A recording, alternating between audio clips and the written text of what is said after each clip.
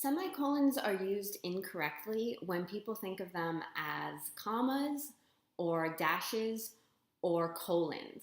And semicolons are actually very similar to periods. And you're going to want to use a period most of the time.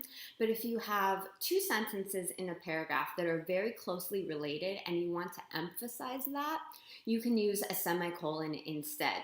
This commonly looks like a short sentence followed by a longer sentence and both independent clauses are connected with a semicolon, or a longer sentence followed by a shorter sentence that's joined by the semicolon as well. So the trick to using a semicolon correctly is just thinking of it like a period instead of any other punctuation mark.